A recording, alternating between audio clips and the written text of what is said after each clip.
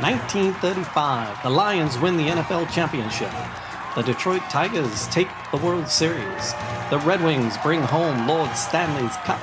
Joe Louis begins his rise to world domination. This transforms the Motor City into Detroit, City of Champions. Crack of the bat. Should be like popping champagne. Something like that. Celebrating. I got this whiskey here. Because celebrating City of Champions. We're coming up Champions on Day's Champions Day. And it's always amazing to me how new things get discovered about the City of Champions story. Yeah. It's all the time. And today we have our co-host back with us. Yes. Tom Eurich, thank you. We're so glad you're back. And Randy's back with us too. We got a couple. These are a couple of our best pals on the show. Well, it's the last I saw you, we were in Portsmouth when we had a lot of fun, and I'm bringing a little update for this from Portsmouth. Definitely a step back in time. Yeah, no, it's always whenever we can get these two guys on the show, it's like we drop what we're doing, we drop what we're doing, we get them on, and glad to have them. Yeah. So, Charles, what the focus of today is the poster. I know that. I was waiting to see if you knew. No, I thought it was an opening. I thought you were trying to stump me. Oh no, I was waiting for you. I was rolling with it, man. I thought you were trying to set me up for something. All right. Yeah, the poster. So Tom has got a show and tell. He put it as the episode title, as a show and tell. So Tom, you want to explain a little bit more about this poster? What's going on with this? Well, yeah, this is not a discovery, Jamie. This is a new product. This is a new thing. Oh, this was newly made. Okay. Well, it's newly made. It's not a reproduction, but what happened was that I was watching the internet and I saw a little thing from the Helmar Brewing, and it had a little movie picture of Charlie Gehringer. Okay. And every time I see Charlie Gehringer, I have to investigate to see just what Charlie's up to. Mm-hmm. And I called Helmar Brewing, and he does strictly baseball products. He would take Charlie Gehringer or Babe Ruth or whatever, and he would make different captions of them, of events. So I asked him, I said, do you think that you would do anything on football? And I said, because there's a big event coming on September the 4th or December the 4th, 2022 on the Ironman game. The players that played, all 11 men finished the whole game. The big event we went down for in Portsmouth. Yes, we were headed down towards it, and Tom wanted to see if the guy would, if his name is Charles Mandel that runs Helmar Brewing Company. Right. Yes. If there was anything he could do to help make the event, even better. Yes. Yeah. That's correct. But then he said, well, gee, he said, I don't do anything about football. But before we hung up with him, he said, email me the names of the actual players that participated in that game. And we did. And I didn't hear from him for 6 weeks. And all of a sudden, just before that event, he said it's almost partially done. But he said it will not be available on December the 4th, but I'll ship it later to either to you or to Portsmouth. And then I found out with a telephone call, I called Will Malt, and Will Malt got the poster, and he shipped 6. 6 posters. Yeah. There's 2 different posters on here. One has the Universal Stadium at the bottom, and the other one does not. And there's 5 of them in Portsmouth, and I have the other one. So let me add something real quick about the Helmar Brewing Company, because I had known about Helmar Brewing Company before you called them, and the stuff. If anybody that's you're listening, take a look at the Helmar Brewing Company website, because the stuff that they do is unbelievable. They make, basically what they do is they make sort of like, I'm a big fan of like T206 baseball cards. I collect them. It's a bit like these early 1900s baseball cards, like tobacco cards. And so he does his own version of things like that, like these sort of early 1900s, kitsch, I guess you could say, and his stuff is absolutely phenomenal. He sells his stuff. He does all kinds of different stuff, and they have a great blog. They write about Detroit sports history, Detroit history, and they are somebody that I would absolutely love to get on this show. Oh, okay. And so what they did for Tom, as he's mentioned here, his name is Charles Mandel that did this. He did some artwork special for this event. And so I consider it a fantastic honor, that he stopped what he was doing and made this event, this poster for Tom and for this event. And I'll continue with my story because I ended up reaching out to him after. But I think we should, without any further ado, show off this poster. Tom is showing. It's this Tom's show and tell hour. So let's show it and tell. I got it. You keep talking. I'll hold it up. So watch it. Oh, it's spilling. Get it. That's not good. Move your phone. It's getting soaked, bro. It's all right. The Iron Man. It's not okay. Your phone gets soaked in Coca-Cola. It's probably the worst thing to get soaked in. I'll carry the show. You go wipe that up. So, anyways, I'll continue my story with. We'll show it off here in a second, guys. Yeah. We're gonna stretch the grand reveal out for a little bit more time, have a little more dramatic pause here. But because what he did for Tom, I sent him a set of my books and just to say thanks because they sent 6 of these down. He sent 6 of them out, and he didn't have to do it. I know what it's like when somebody calls you up and wants something done. I'm always busy with my projects, and Tom will call me up for something. I'll be like, what does this guy want? Damn it!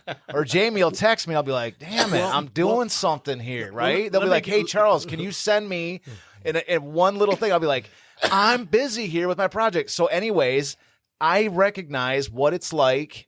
Because this is a man who's an artist, who's busy, who's looks like he's got a lot going on, and so for him to stop what he was doing and spend the time to make this, and also to send it, to print it at his cost, to send it out. So Tom was telling me about this, and so I sent him a set of my books, a set of my trilogy, and he messaged me back or he sent me a letter back saying thank you, and we should get lunch sometime. So I haven't actually touched base with him because I've still been too busy. I've just been crazy. But he is somebody that it's like, it was just an incredibly kind, totally out of the blue for him to make this. And absolutely. And the genius of this was that Alice, the lady that I stayed with, her son was up from North Carolina, and I got the telephone call and I went upstairs and he emailed him with all of the names, and then didn't hear from him for 6 weeks. He emails North Carolina because that's the only information that he had. And I got the telephone call, and I called immediately to Will Malt and Portsmouth, and that's where it was shipped. Yeah, the story on this is unbelievable. But so just to put it out there, so I'm hoping to at some point touch base with him, and I would he and.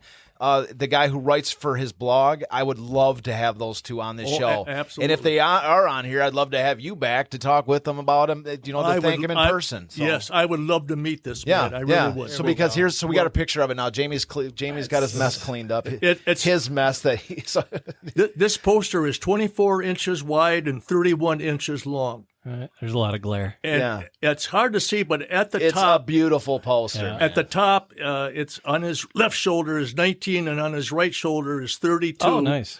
And there's a football down there, and those names on the football are the men that played the Iron Man game, no substitutions. Not and it's one. got the score right here. Portsmouth Spartans 19, Packers 0. And it's in case I think we've got a graphic to put up, but in the meantime, it's like painted, the background's on a brick wall.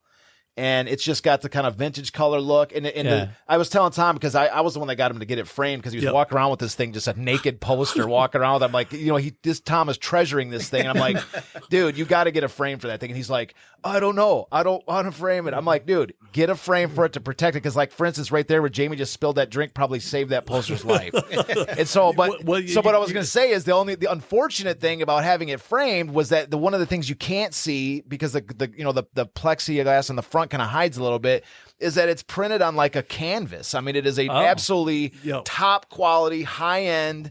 It's as beautiful. I mean, this is museum quality print, and Charles Mandel did this out of his heart. Yeah, to do that.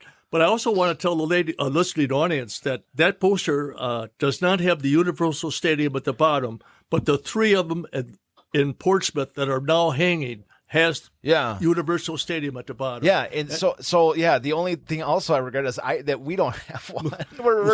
Tom said before the show, he goes, I tell you what I'm going to do with this. I think I'm going to dedicate it to the Henry Ford Museum. And I'm like, screw those guys, man. You donate to our studio. There you go. We got a little promotional poster for the Iron Man game on our back in our waiting room wall. I'll trade you. Yeah, and we got and we're happy with our little promo poster. We got it on our wall, but I'm like, you have to. This is a City of Champions podcast. This is our studio. We're doing a show on this thing. And Tom's like, I want the world to be able to see it. I'm like, yeah, me too. In our studio, hanging on our wall. So, anyways, I'm not trying to harass Tom. I may be trying. Well, in 1932, when a player went out of bounds, they put the ball 1 inch from the hash marks. We didn't talk about this on the Iron Man show podcast at Christmas. We didn't talk about this. Yeah, they would put it at the chalk line, and the team would have to run to get field position. The football team would have to go sideways. So this is one of 8. This is one of 8 things that changed the face of football just from this game. Yes. There's a whole stack of things, but this is one thing we didn't mention on the previous show. The whole football world turned upside down. Yeah, Well, Jamie, read the resolution. We read this at Christmas. We read that at Christmas. You did? Yes. Remember, we had down in Portsmouth. We read it. Oh, okay. Yeah, we read that. This is talking about the ports where it's saying, whereas, the Portsmouth Spartans joined the NFL in 1930. So this is the NFL Hall of Fame letter that they wrote in recognition of the Iron Man game and talking about how big of a deal it was. So we read that at Christmas time. But one of the things we didn't talk about at Christmas is what Tom is talking about right now. Right. That there were 8 things. There were like 8 amazing things that changed in football. The whole game. Well, first of all, before 1932, if a player went out of bounds at the chalk line, the ball was moved 1 inch. Yeah, so you started the ball, so the center was like literally right on the line, like the out of bounds line. The team would have to go sideways to get field They'd have to burn a play to run to the left so they could get in the middle of the field to have some space to operate every time. Yeah, hash marks were invented in Portsmouth. Because of this game, because the field was so short that they were forced to move it away from the benches because of the wall that was there for the hockey arena. That's right. And so when they did that, it opened up the game during that we're talking about the championship game between the Spartans and the Bears. And so it forced them away from those because, again, they had to play inside of Chicago Stadium, which was a hockey arena. So there was a smaller field. So they were like, just for that game, we're like, okay, there's no out of bounds. And so we don't want anybody to crash in the wall right off just from a snap. So we're going to move it, over to the right a little bit, and we'll put a line there to show where the ball is going to start every time, so we don't have to measure it. And so that proved so popular during that game. They're like, why don't we just do this all the time? And they're like, put it in the books. That's exactly right. Yes. And that game also made divisions to create the championships for 2 divisions. That championship game that was played in 32. Was it not for the Iron Man game, was the first football game ever in the history to play under a roof. Yeah. Did you talk about that? You were on the show with us, so that was one thing I don't remember us talking about on there. Right. Yeah, because that's what I'm saying. I think we focused more on that episode at Christmas. Right. We focused more on the idea of just how specifically how the Iron Man game led to that first NFL championship. That's what we were more focused on. We were more focused on the history of the Spartans. So you're specifically talking about that championship game and the results that came out of there, that changed because of the game itself. That poster is the father of the Super Bowl. Yeah, that game, because it was first championship. That game that was played in Chicago, the first time in the history of football that a game was played on 80 yards. Yeah. Okay, that was a first, and then.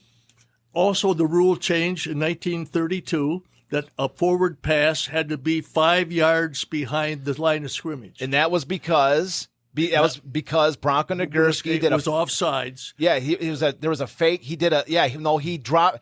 The rule used to what he did was the touchdown that they scored in that game, Bronco Nagurski did like a pop pass.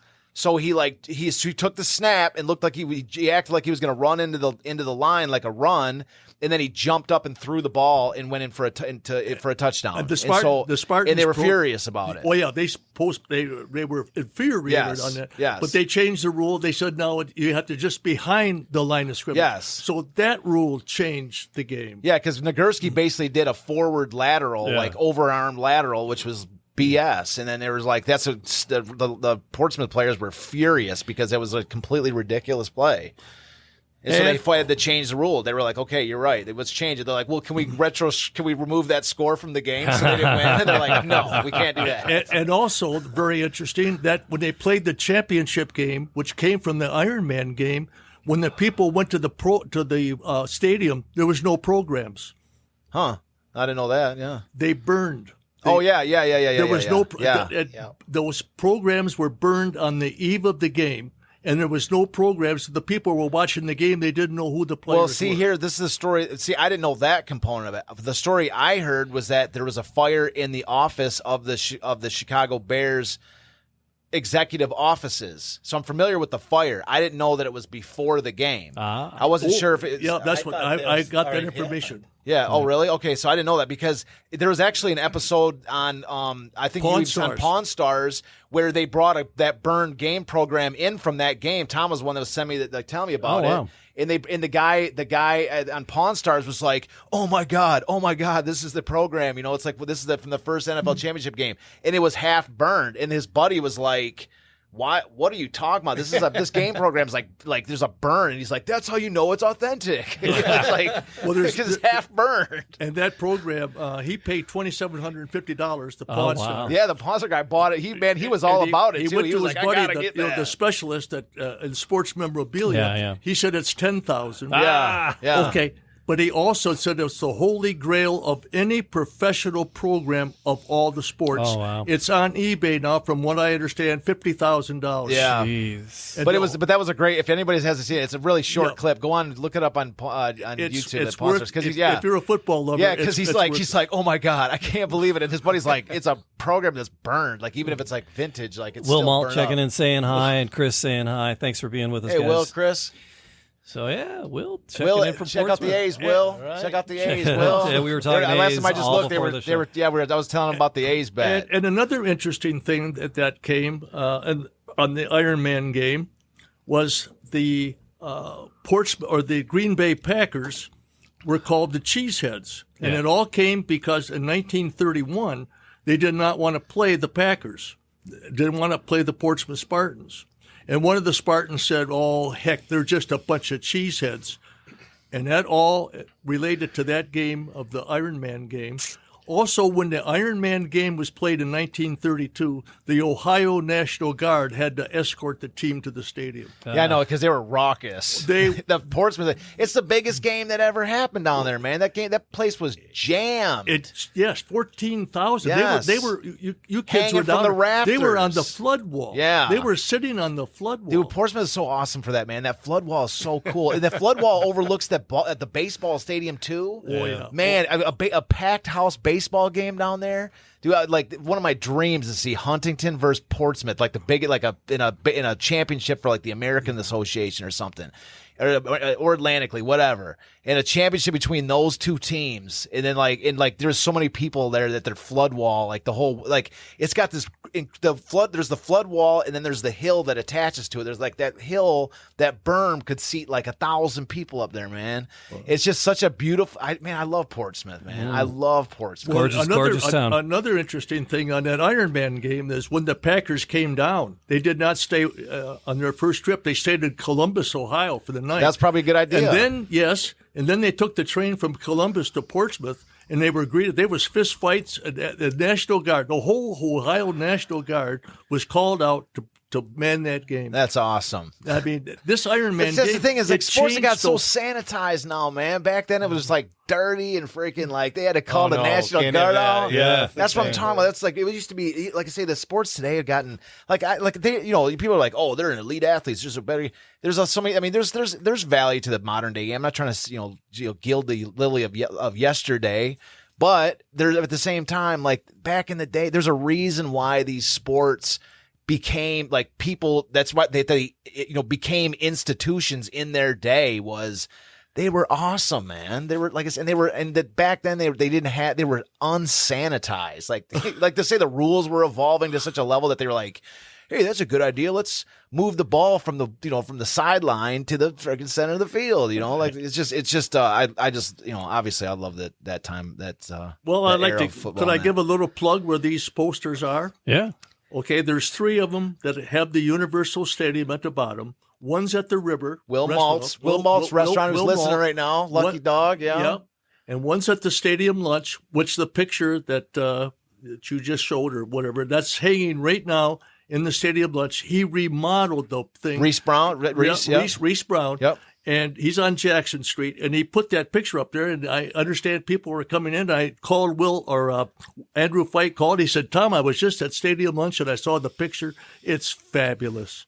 He said that poster just wants you to get in and play with it. It just brings you, it invites you to the game of football. Jim Kennedy's got another one, right? Yeah. And then the other one is at the Soto Historical Museum on 4th Street. Okay, so it's on 2nd Street. Dr. Fite did get one then. Yeah, Dr. Fite did get one for the museum. It's not quite framed yet, but they're working on it. Okay, so they did get one. Okay, that's good. Yeah, that's the 3. And the other 2 went to the collectors, and then this one. There's only 6. Yeah, I know. Yeah, so here, quick quiz.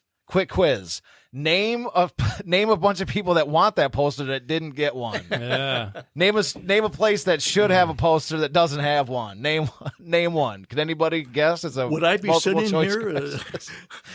Name a place that wants one that doesn't have one. It's a beautiful poster, and I really highly recommend people, for summer's coming up, if you want to take a trip, go down to Portsmouth, see the stadium, see the murals, and see the posters. Yeah, Portsmouth's awesome. We're going to be going down there. Hopefully, we're going down there again this year. We're going to have another show this fall. That's going to be. Jamie, can't wait. That was your first trip to Portsmouth. That was my first trip. Yeah, it's a gorgeous little town. I mean, it's just so cool. It's so welcoming, and the place we stayed at was amazing. And then the food and the hospitality of everything, the restaurants and all the merchants and vendors were just was awesome. And the downtown Christmas Village they won like a Hallmark award for like best downtown Christmas a couple years ago. It's a step back in time. It's a step. It's amazing. It's like you go back there, you can hear the steel mill still running. Totally hidden gem. Yep. It is. Yep. Yeah. Well, let's introduce Randy Trombley over here. Randy. No, we talked. We did that. Yeah. Briefly, but tell about your experience in Portsmouth. But that for sure, Randy. No, we're good. No, my point was step back in time, right? I mean, it's a classic. The architecture's still there. The partial football stadium stands as it was built back in the late 20s, right? Yeah. I mean, the downtown is definitely a gem in itself, right? I mean, all that old vintage buildings, from the 20s, 30s, 40s. Yeah, it's amazing. And then Will Malt. If you're going down to Portsmouth, you got to go by Will Malt's River. That river restaurant, they flip steaks on the front porch on these grills with snow shovels. It's beautiful. Fred Flintstone size steaks on the grills out front. It's like the greatest. They don't even need a sign out front. All you have to do is look for the flames off these massive grills. Yeah, it's an amazing. It was such a. It's like I'm telling you, like I've been lucky in my life to have been. I've seen quite a. I've seen the world a little bit. I used to work at Mackinac, which is some of the greatest times of my life. And like I will always count that weekend in Portsmouth as one of my favorite experiences. There's like some sort of mental images that are just frozen in my brain. That one of my favorite things, not like in life, really, is like when we first got down there. All of our plans went to crap. Okay, because we had a whole itinerary. Like we were supposed to get down there, and then we were going to broadcast from the Glockner building, and then he for whatever reason we couldn't get in the building. Right. And then we were going to film at the brewery, and then for whatever that kind of fell apart. And so me and Jamie are in the grocery store just trying to grab a couple munchies for the Airbnb before we got settled to do the show. And it was like we didn't really know what to do. Like we were met up on the street and we're like, what are we gonna do? Nobody really had any kind of a plan. And then we're just like, we're like, are we gonna even get to film an episode tonight? Like let's just all hang out and stuff, right? Because everybody's a good group. We all had a couple beers at the brewery and that. Yep. you know, it was a good group, and like, house, let's just all hang out, you know, like screw doing a show, you know, like let's just all hang out, 'cause we're having a good time. From the B&B was wonderful. But that's what I'm trying. Ever done, Charles. That's what I'm trying to get at. Is we're like, all right, let's just go to our place at the Airbnb. It's a cool spot. Let's set up a studio there, and we set up, and it was like the most perfect. Like, that's the image that's frozen in my brain. Like, we walked in and, like, me and Jamie accidentally both bought party trays. Like, we were in the same grocery store, both bought, like, these cheese and cracker party trays. We got a growler of beer from the brewery. Jamie had, like, a half gallon of some whiskey or another.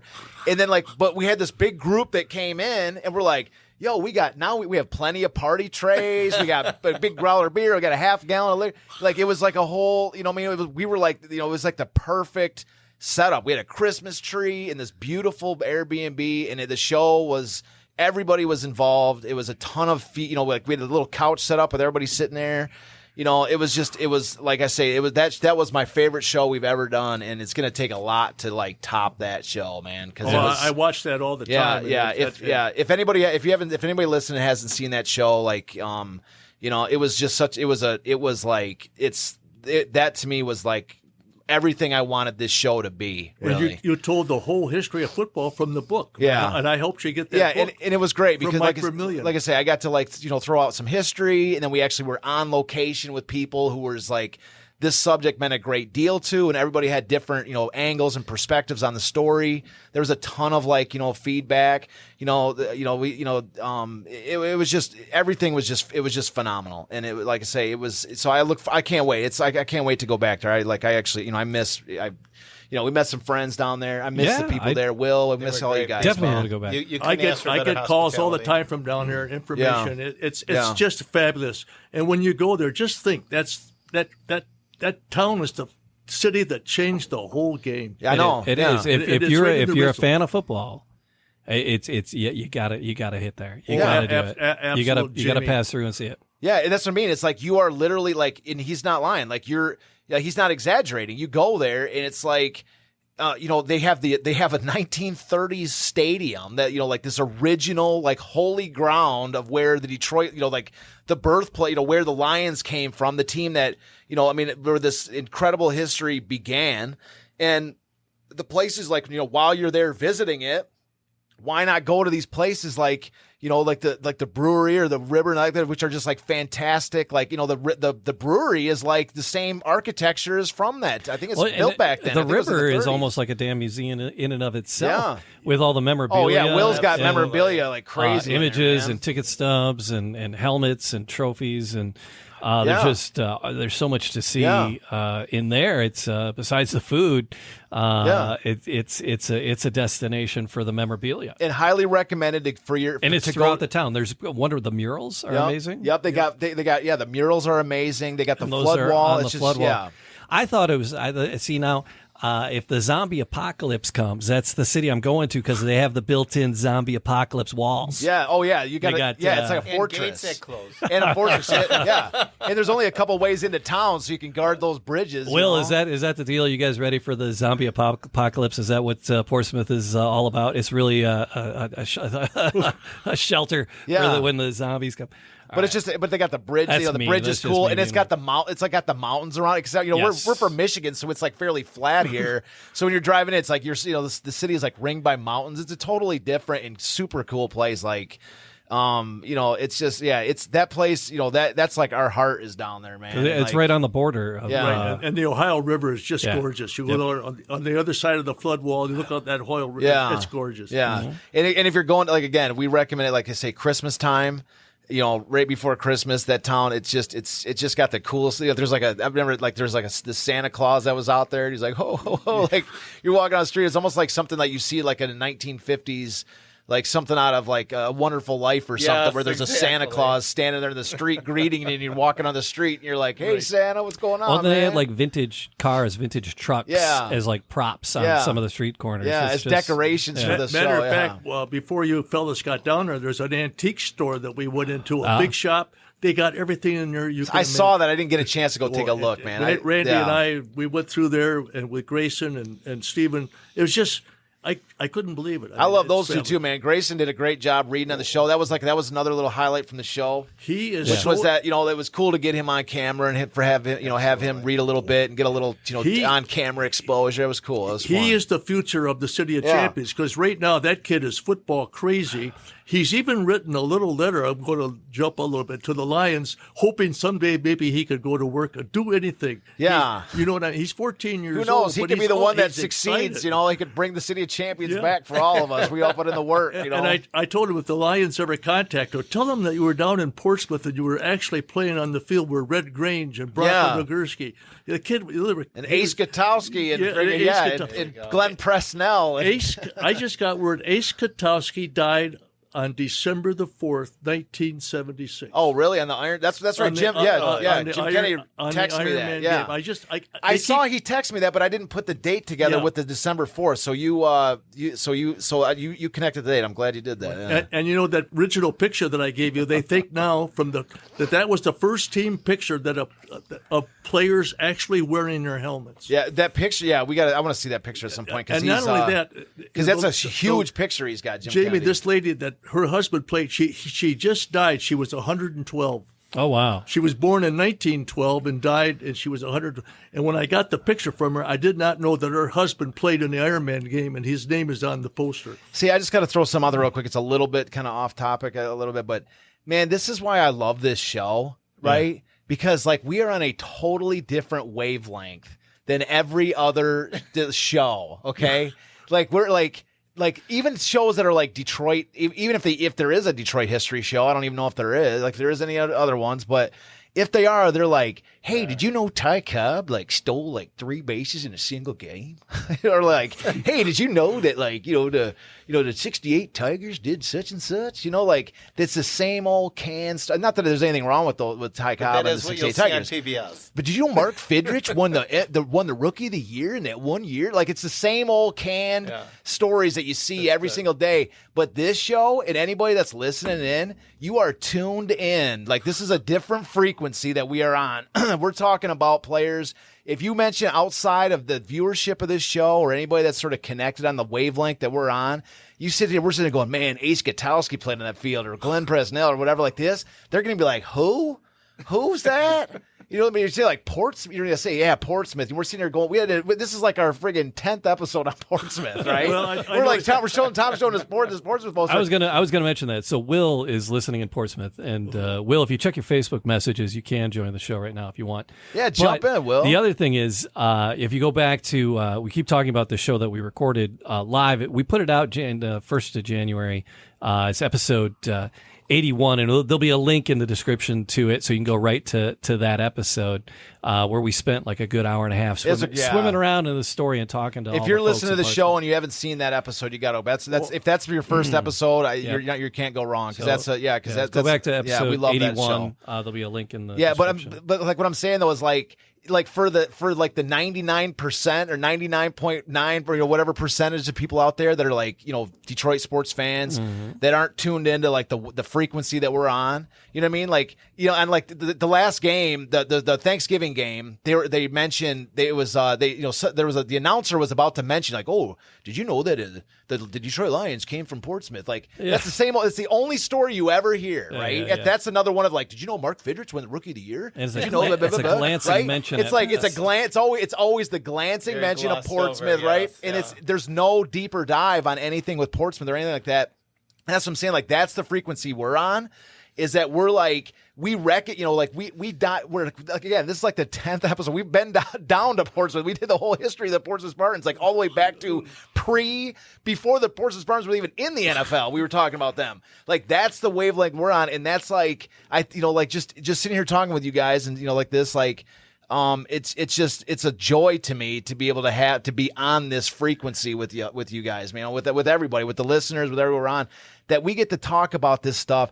And this is the real Detroit history. This is the real Detroit sports history. And I've said from the beginning, since I even began writing these books, is that you cannot even begin to understand the history of Detroit sports without understanding the City of Champions season.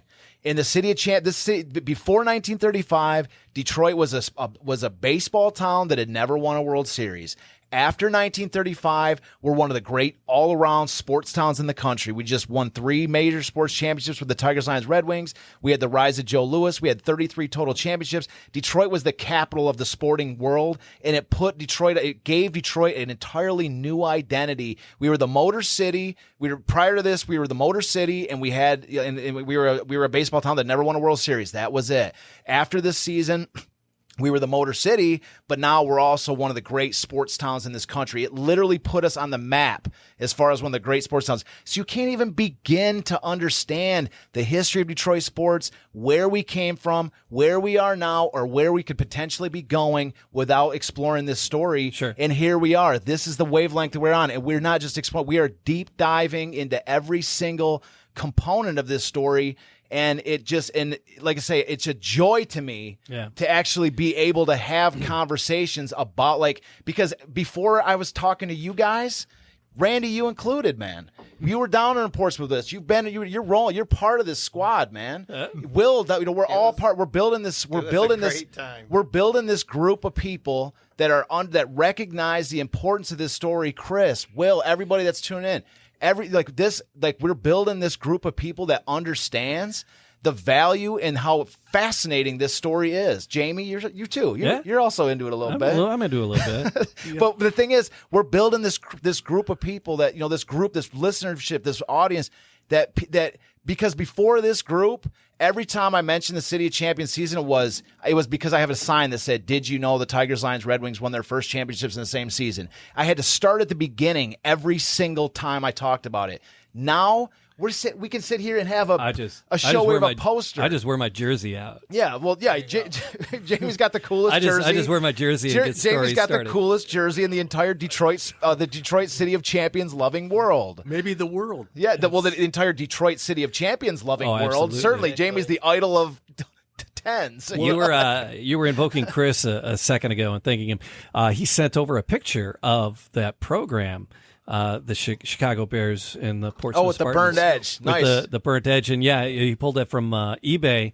It's on sale on eBay right now for $50,000. I love how you say it was on sale. You're like, damn, that's a good price. It's like on sale. It's available now. Watch, it says 50,000 or best offer. You're I'll give you 49.5. What's the buy it now price? Yeah. Buy it now, $50,000. It's like, or it says or best offer, and you're like 49,500. Dude's like, I don't know, man. He will get it someday. Yeah. He's like, but somebody's like, he's like 50,000 or best offer. He's like, but that's the 49.5. He's like, dude, I'm not going to go for a low ball offer like that. And that came 49.5. No way. That came from the Iron Man game. Yes, that created. That's a great story. I didn't know it was prior to that, Tom. I didn't know. Yeah, the poster is football history. So people that are listening and not seeing the video, the image is of the program, and a good maybe about an eighth of the corner is burnt away. But what's on the interesting lower right. is it's not just the one program, because whenever you see that program, they're all burnt corners in that. That's how you know they're legit, because they're burnt up.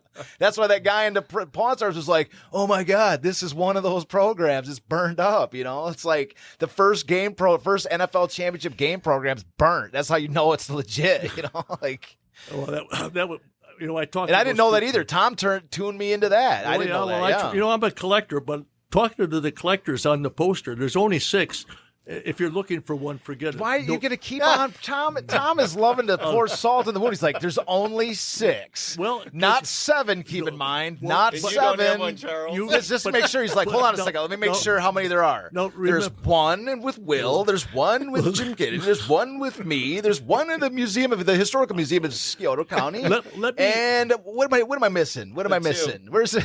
Yeah, there's 2 more there. Where is there not one? Let me go to my radio history. One collector's corner. If a collector's out looking for that, forget it, because they're just. I'm a collector and I'm out looking for it, and I can't find it. So yes, I fit into that category. But I just want to let the collectors know around the world that there probably will never be another one. And that poster, chances there's are not going to be another one.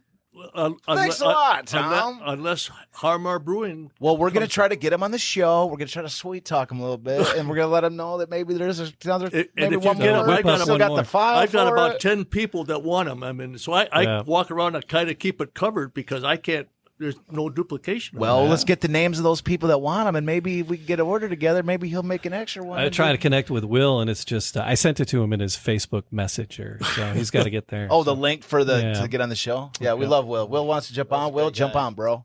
So. And the A's just won. Me and Will both got bets on the Oakland A's. I got to mention this bet because we mentioned already in the show. So the bet. Me and Will Mull are both, and this is a callback to the baseball statistic that I got, and I'll mention on this show just so that people know, just to lock it in. The A's are supposed to be the worst team in baseball this year, but if they get a chance to get their young players out, if they get a chance to get they are stockpiled with young players, and if these executives for the A's, like I cannot predict what the executives are going to do. But the Oakland Athletics minor league team, the minor leagues are jammed with talent, and they just brought one of them up to the majors 2 days ago with Kevin Smith playing shortstop. So yesterday they had 5 of their studs on the field. Today they had 4. But anyways, if they get any more of these young guys up, if they get Tyler Soderstrom up, if they get Jordan Diaz at second base. If they get a couple more of these guys up, man, this team is going to be awesome. And so me and Will both got a bet that the A's are going to win. We got a bet with FanDuel that says the A's are going to win 80 games or more. And the odds we can't even get the bet anymore, but the odds were so ridiculous that was like, may the odds ever be in your favor. Yeah, well, the odds hopefully, but like the A's right now, they just won. I just looked at the score. The A's just won. It's another 3-8. 3-8, and they still got a chance. They're still so you're 99%. saying there's a chance. Oh, there's a total chance. So there's 3-8, and the thing is that, like I say, they just brought Kevin Smith up yesterday, 2 days ago, the shortstop. So you heard it here first, folks. A's are supposed to be the worst team in baseball. They get a couple of these guys up, and I'm telling you right now, you're about to see like this, the whole new Oakland Athletics. Their pitching is terrible, but hopefully their offense. Okay, Charles, I got a little quiz for you since we're talking sports. Hit me. What sport had the first names on their back recognized? Hold on, Detroit Tigers. No. What sport? What sport? Not necessarily a team. I'll give you a hint. 1890. Baseball. I was going with hurling, but no, I don't know. Yeah, I was just going baseball because that's like a sport back then. Hit me with it, Tom. Don't keep me in suspense. Cricket. Oh, okay. Yeah, all right. They were the first uniforms to have on their jerseys with the name on the back. Yeah, no. And baseball started in 1929. All right. The Yankees still don't do it to this day. They don't have numbers because they're like, our guys are so sweet. You don't need to know their names. So like, you know their names, sir. Well, you already know who they are. You don't need to. You know who they are without a name on the back. So we go back to 1890. We go to 1932. Yeah, that's a solid Isn't that a beautiful poster, Jamie? It's just amazing. Yeah. Did you have a graphic of it to put on the screen to Yeah. Did you already put it up? It's the picture of Tom holding it up in the store. Yeah, I got a picture of Tom holding. It's a great shot. Yeah. So because Tom took this picture of it, this is before he got it framed. This is before. Thank you, Charles, I went over and had it framed. Yeah. But there it is. That was the first time it had been out of the box. Yeah, and Tom was walking around the mall with this thing. It's just like rolled up, and I'm like, Tom, get that thing framed. And he's like, I don't know. I like it like, kind of like I'm like, dude. And you're walking around with this thing. It's this incredible piece, and you're like, you got it you're rolled up or whatever. I'm like, dude, get it framed. There was a Michael. He's like Nicolas Cage running around with the Declaration of Independence. Yeah, like with the Declaration of Independence. I'm like, dude, that thing, just get a frame for that thing. Tom's like, I don't know if I want to do the frame for it. Yeah, I'm like, dude, get when I went to the mall and asked Charles, he said, well, we've gone a long ways with Portsmouth. I said, well, let's finish Portsmouth, baby, by showing the poster. And there's always a reason to talk about Portsmouth. And that kind of wraps up my career because in 1985. Would you shut up? Hey, Tom declares his career over every time we see him. He's like, when we were down at Portsmouth, he's like, this is music to my ears. This is like the last thing I'm ever going to be doing or whatever. We're like, dude, this is not the last. This is not the end of your career. You could be on every week, Tom. Yeah, it's an open door for you. You're a show favorite, dude. Tom's got a poster to show him. We're like, that's it. We got Tom up for an episode. Whatever we were doing, drop it. We got Tom's doing a show and tell.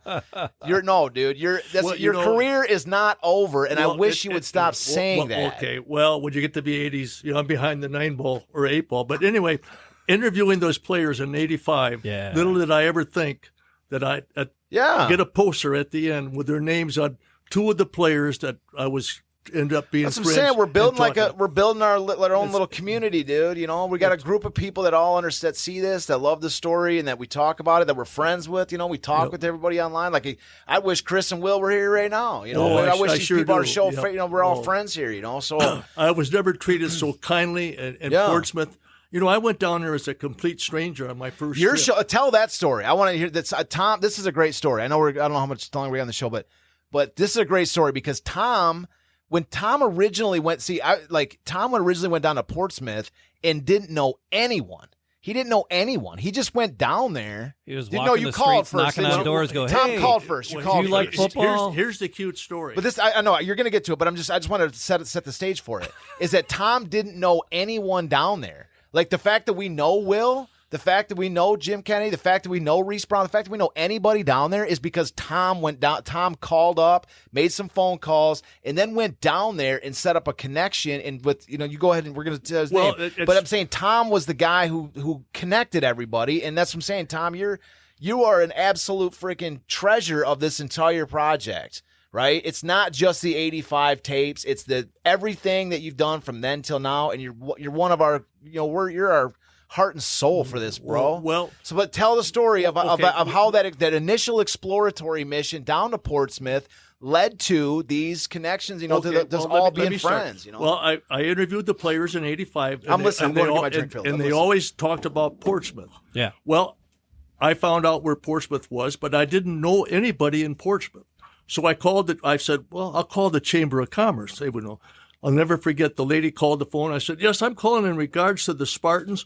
Oh, she said, I think you've got the wrong number. They play in Lansing. I said, no, the Portsmouth Spartans. What? Oh, well, she said, I don't know much about the Portsmouth Spartans, but I'll get a hold. There's a gentleman, Bob Morton, and you call him and tell him, and then he can help you.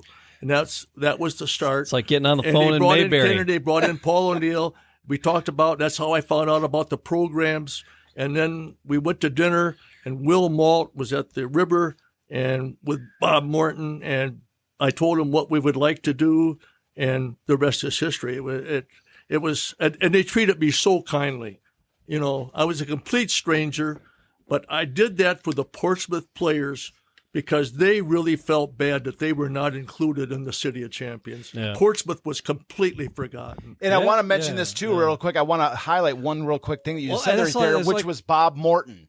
And I want to raise my glass to him because Bob Morton, he has not had a chance to be on the show. Bob Morton was the guy down there. And I'm raising my glass to him. You guys want to raise whatever you got. Yeah. Thank God for Bob Morton. We love Bob Morton. I never met him in person, but I feel like I knew him or whatever because he and Charles, he loved baseball. You know, I'm a member of the Baseball Hall of Fame, and every magazine I got every month, when I read it, it was shipped to Bob Morton down there in Portsmouth.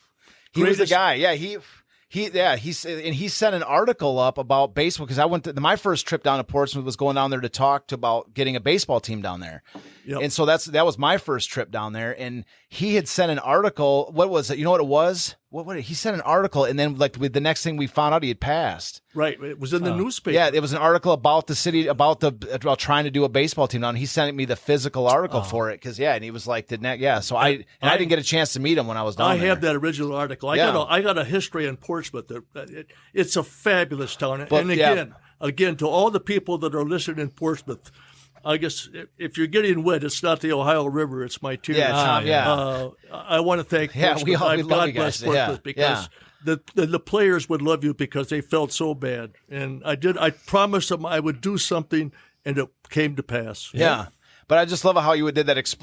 Your mission down there. You're like. You called the lady up and she's like, I think you got the wrong city. The Spartans are in Lansing. You're like, this is Tom. Well, she was a young lady. She didn't know. I know, but it's funny.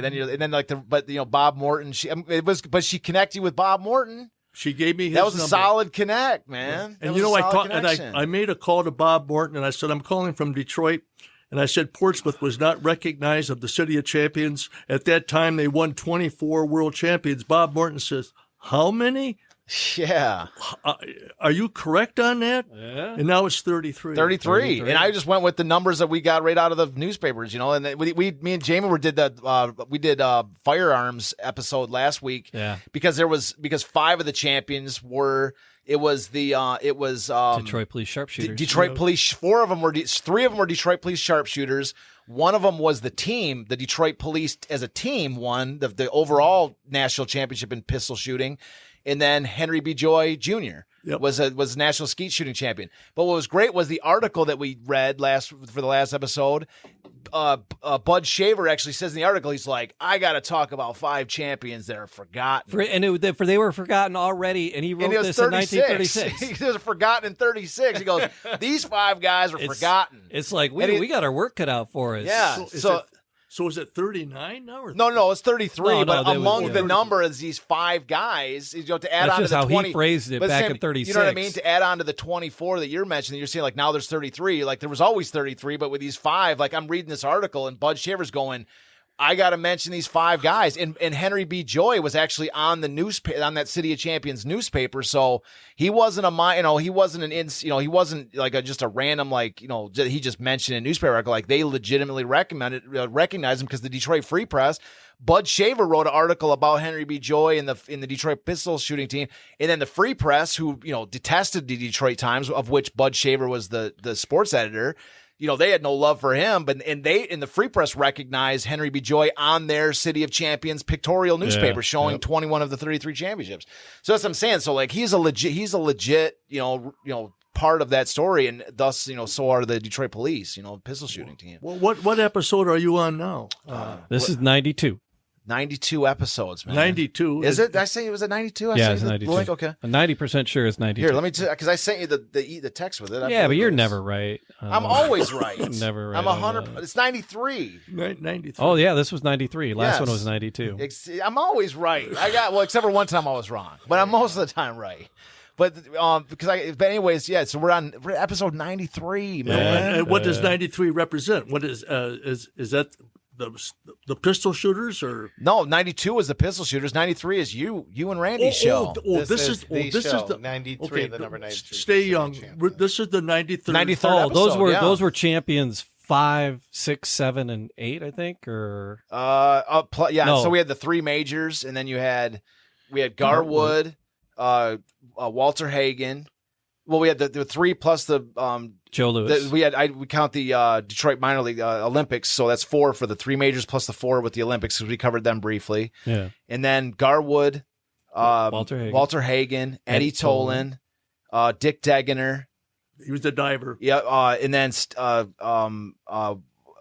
weightlifter. Krakowski? Craig. No, it was something like. no. Oh man, come on, help me out, Jamie. Help me out. Clark Haskins. Clark Haskins. Clark Haskins. Pretty close. And then so that's 9 right there, plus the 5, so that's 14. And then there's those 5 guys. So we're at number 14. So we just hit it past the 14th. Well, it's really cool. I don't know if you guys heard, but Eddie Tolan was the sprinter, right? And then that took us down a rabbit hole. We got in a rabbit hole for like 5 episodes. On that, Willis Ward. And that took us to the University of Michigan and President Gerald Ford and the whole. And then there was a guy who created a whole documentary called Black and Blue.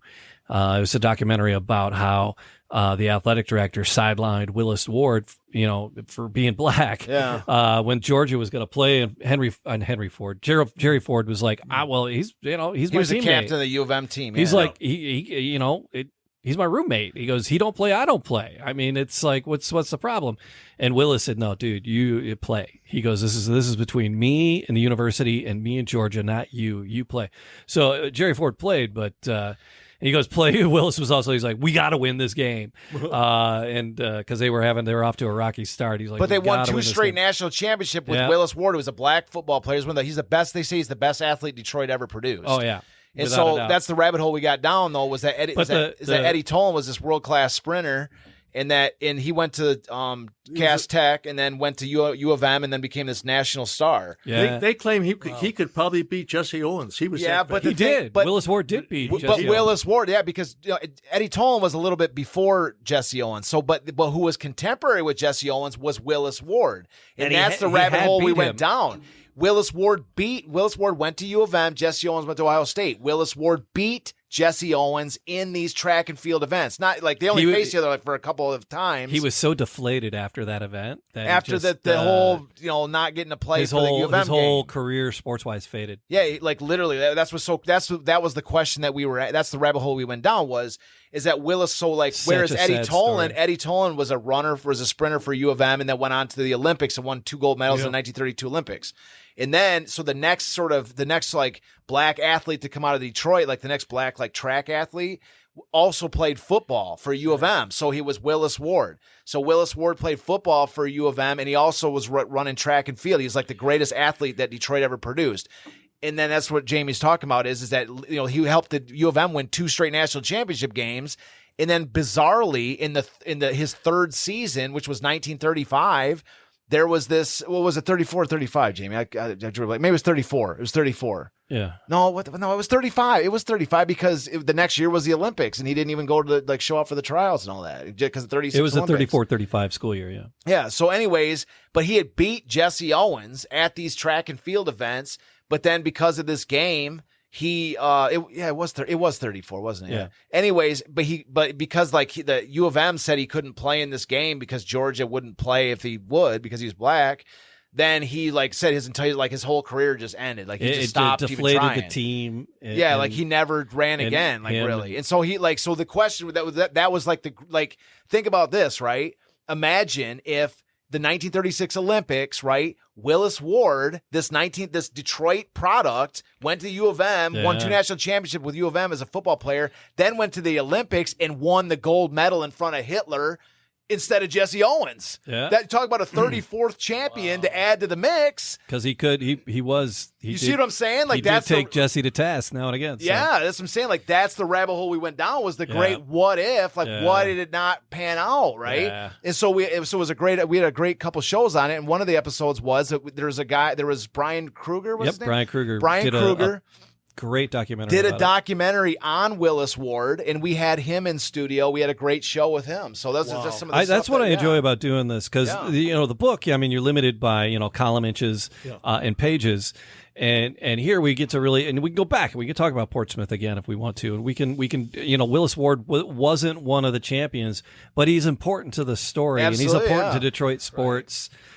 In that, especially contemporary to that time period, Detroit sports. He was totally contemporary. And then you throw in a president jumping in on the game too, But it's like the story. You got to go back and listen to that. It was a great show because we were actually about the game ball and what happened with the game ball. So it's worth the listen to go back. Yeah, it's totally worth it. And check because that the out. question that we actually me and Brian Kruger had a little bit of a debate session on it because the question emerged.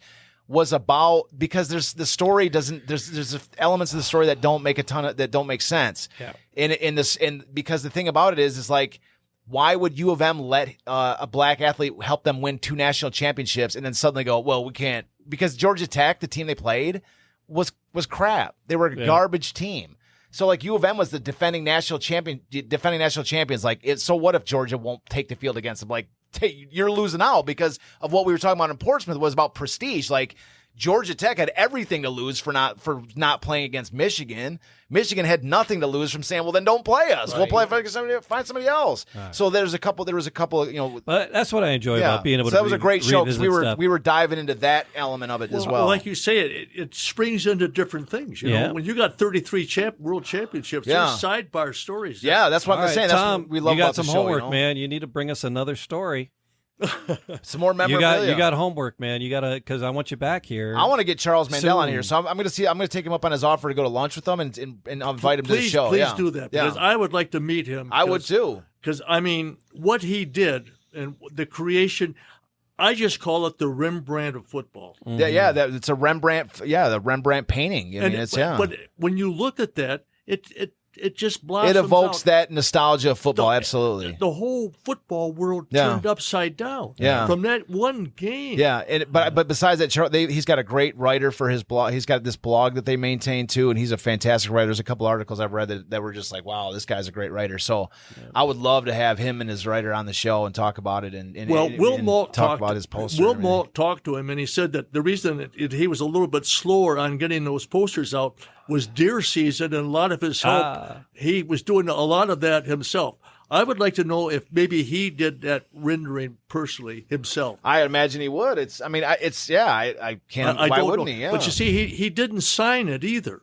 That's true. Yeah. And so, maybe you leave it here in the studio, and I'll get a sign for him when we get him on the show. Hey, maybe Portsmouth. That's a pretty good reason to leave it behind. If you get Mandel, working them angles. We'll take good care of it on that wall right over there with that big big blank space over there. We'll keep it right there for you. I'm working on that. But if you get Mandel here and talk about that poster, that would be an interesting story in its own right. Yeah, it would be so much easier to talk about it if it was like right there. Again, I saw right on the wall. I saw the little image on television, Mr. Mandel. And so I talked to him, and he said, "Well, if I did a poster, what would you recommend?" I said, "Well, why don't you just make a football, and I'll send you the names of the 11 men that played, and basically that was it." So I was expecting when they told me that the posters arrived in Portsmouth, I figured it was just a football. Yeah, but look at the rendering of the man above that. I thought it was vintage. I thought this was a vintage poster. Yeah, Jamie thought it was like memorabilia that you had found. Yeah, because I thought you had unearthed some unknown poster. Yeah, no, this is the first. I got totally reeled in. But we set the context. We corrected you. We didn't let you run too far down that hole before we pulled you back. Well, that's what Randy said when he was coming over. No, that's a recreation. He did that. But it's contemporary work, but it's very, very stylized for the time. I love it. Yeah, I think he did a wonderful job. I 100% agree. So I would love to have him. I'm going to take him up on his offer to have lunch with him and talk and see if we can get him on the show because that'd be. If you do, I'd like if he would come on the show, I'd like to. We'd invite you back. That's the only way he's coming back. Yeah. Okay. You're retired. Remember, you just said this is your last show. This is the last thing you ever do. So that's the only way we'd have you back. I'll tell you, I love you. When I did my radio show in 1985, it was very tough, to do that. But now the podcast and what you guys have done is fabulous. Jamie does all the tech. I cannot take any credit, literally any credit, and I will not take any credit. Jamie does all the background stuff. I just show up on the day. I do some research during the days, and I do the little descriptions. The technology and it's the going tech to be stuff is on all forever. Jamie, man. I still remember when you on the cassette tapes. They don't even make cassette tapes anymore. Yeah. Bob, I was talking to Bob Burnham the other day, and he says, "Tom, they don't even sell the blanks anymore." Oh yeah, no, it's already people they go for you got like decent old unused media, you can sell it. Yeah, people go crazy for it. But so Tom, you got homework? You just dig up another fabulous story, or just come and hang out. You don't have homework. You just come hang out whenever you want. Whenever Tom says he wants to come on the show, doors open. Yeah, I told Jamie, I go, Tom's coming on. And he's like, yes, like always. Every time. We love you, Tom. Well, we have and Randy, we love you too, bro. Yeah. We're always glad to have you. We're a team. We're the Portsmouth team. We're the Iron Men. We're the Iron Men of the podcast. Yeah, you guys. Yeah. Well, we're always glad to have it's literally any time, and I can't. And I'm already looking forward to going back down to Portsmouth because. Well, me too. And Randy, we were talking in the car, and he really enjoyed it too. The mural. Again, folks, on your summer trip, and take your children to Portsmouth and see that stadium. See those posters. I can see the show already. The players coming right out of the mural. See, I want to see this next show we do. I love the fall like Christmas show down there, man. Like I love that. I kind of want it to be like our tradition is like the Christmas show down there. I love it. So we for the Airbnb we said this year. I want to see if we duplicate that Christmas tree in the it was like something out of a Hallmark. Well, I'll tell you, and the stadium man. that where we did that show in Portsmouth, the background was fabulous. That's what I'm saying. The background was unbelievable, man. But it worked out. Again, we were sitting there, we were like almost dejected. Like me and Jamie were almost like arguing with each other because we're like, Jamie's like, pick a fucking location or something. I'm like, I don't know what to do. And they're like, we were like, damn it, we're getting some whiskey. And he's like, we had like no plan. I also got to put a fell apart and then came together in an amazing, like, that's what I'm saying. Like, that's like kind of like with life. Like it's there's like a lesson to be kind of learned from that. It's like, just sometimes just things like work out, like even your best laid plans might not work, but if you just keep on kind of mushing at it, it just kind of it turns out, that maybe there's a direction that, fate wanted you to take all along, and you were fighting against the grain instead of going with it. And we went with it for 1 second, and it connected us with that incredible location and show. So, Amazing folks, too. Yeah. Well, I got to put one more plug in for All right. Randy Yoli of West Virginia Public Radio. Yeah. Yep. Oh yeah, we love Randy. Do you know that when on on the public broadcasting system on the radio, it went all over? We love Randy. Anytime we ever all can over get him. West Virginia. I mean, all this. You fellas are growing. This thing is getting bigger and bigger. We love Randy Yowie, and when we go back down there for Portsmouth, or if he's ever up here, and he's from Detroit. He's from Detroit. Well, here's the interesting thing. When I did when I invited and started the show in 1985 at the Westland Mall, that's how I met Abe Kushner, and that's how I got invited to meet the Lions. You know where Randy Yowie grew up? In Detroit. Westland. Oh, did he? Westland. Okay. And not only that, when he was a young person, he went to the Westland Mall all the time, ride his bike. And I just wrote him a little note. I took the picture that's hanging that I gave to Jamie, and I put down there and I said, Randy, it all started in Westland, Michigan, spring of 1985. We love Randy, and we'll have him. He's welcome to this show anytime. He's welcome to Zoom in anytime. And when we go down to Portsmouth for our Christmas show, I pray that he's there to hang out with us again. Tremendous man. Yep, and he's a Michigander. Yep, we love him. Yep. Absolutely. Right. All right, guys. Thanks again, Tom, for being here. Thanks for. This is Jamie's rap. He's trying to. This is Jamie's fade out. I don't know. What else you got? No, that's it. All right. Just I Jamie's don't trying mean to pull the plug. Jamie's trying to drop a hint. All right. If you got more, you can keep No, I'm rolling. good. I got. Well, I mean, I always in here talk, I know. man. We're talking to Tom, man. All right. But so, yeah, we'll do it all again very, very soon. It's the Detroit City of Champions, the podcast.